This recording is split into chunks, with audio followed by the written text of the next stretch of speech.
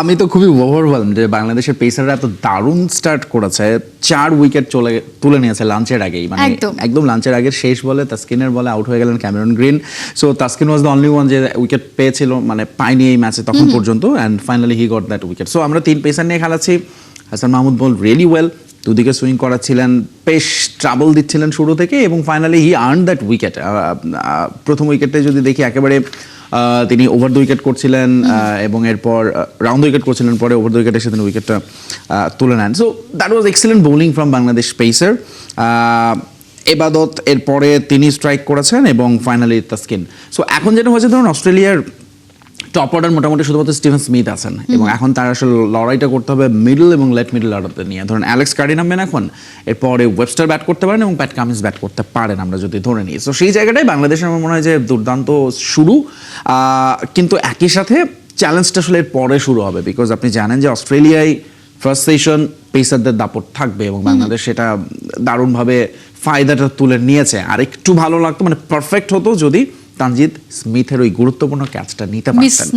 খুবই আমি বলবো ডিসঅ্যাপয়েন্টিং স্লিপে ক্যাচ ফেলেছেন তিনি। সো এইটাই হচ্ছে একটা গলার কাটা হয়ে উঠতে পারে Steven Smith. We know him very well, তিনি কতটা ক্যাপাবল, কি করতে পারেন।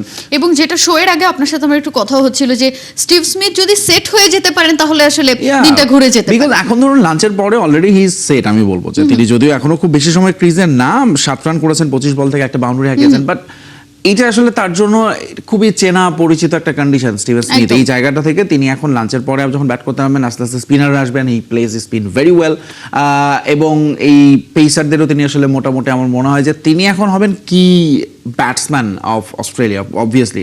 তার সঙ্গে অ্যালেক্স ক্যারি, তিনিও দারুণ ফর্মে আছেন আমি বলবো, Webster, Cummins. So lot of batter to কাম।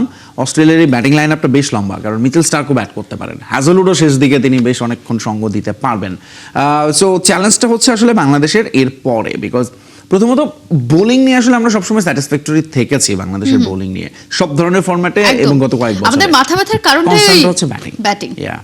এবং যেটা আসলে হাসান মাহমুদের বোলিংটা আজকে একটু সারপ্রাইজিংই আমার কাছে লাগলো, যে অস্ট্রেলিয়ার বিপক্ষে টেস্ট খেলতে নেমেই আসলে যেটা 23 বছরের অপেক্ষার অবসান, যেটা আমি বলছিলাম আমার ইন্ট্রোতেও, যে মর্যাদার একটা টেস্ট বাংলাদেশের সঙ্গে অস্ট্রেলিয়ার, সেখানে হাসান মাহমুদরা হয়তো ক্যারিয়ারে যেমনটা এর আগেও আমরা দেখেছি যে হাবিবুল বাশার সুমন যেই টেস্টটা খেলেছেন 23 বছর আগে, 23 বছরের ব্যবধানে তিনি এখন প্রধান নির্বাচকের দায়িত্বটা পালন করছেন। সো জীবদ্দশায় বা ক্যারিয়ারে একবার দুবারই এই ধরনের টেস্ট খেলা যায়। সেই টেস্টটাতে এদিক থেকে মুশফিক ইজ ভেরি লাকি যে তিনি খেলছেন এই টেস্টটা। তিনি অস্ট্রেলিয়ার সঙ্গে তার ক্যারিয়ারে অন্তত একটা টেস্ট হলেও তাদের মাটিতে গিয়ে খেলতে পারলেন।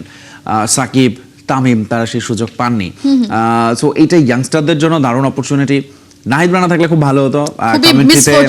ডেভিড ওয়ার্নারও বলছিলেন যে আই মিস নাহিদ রানা, কারণ তিনি পিএসএল এ তাকে দেখেছেন। বাট হাসান মাহমুদের যেটা করবেন এটা আসলে খুব একটা সারপ্রাইজিং না, বিকজ তিনি কাউন্টিতে কেন্টের হয়ে যে পারফরমেন্স করেছেন সেটা আসলে তাকে ওই অভিজ্ঞতাটাকে দারুণভাবে কাজে দেবে অস্ট্রেলিয়ার এই কন্ডিশনে।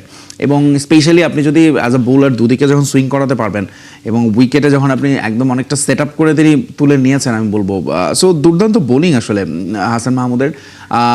এবাদতের পেসটা আসলে পার্থক্য গড়ে দিচ্ছে। আপনি যদি আমাদের 3 পেসারকে দেখেন, তাসকিন এবং হাসান দুজনেই বল করছেন 130-তে, এবাদত সেখানে বল করছেন 137 থেকে 140 এর মাঝামাঝি, এবং এই পেস ডিফারেন্সটাই আসলে পার্থক্য গড়ে দিচ্ছে অস্ট্রেলিয়ান ব্যাটারদের খানিকটা। ধরুন ওই 6-7 কিলোমিটারের পার্থক্যটা আসলে অনেক।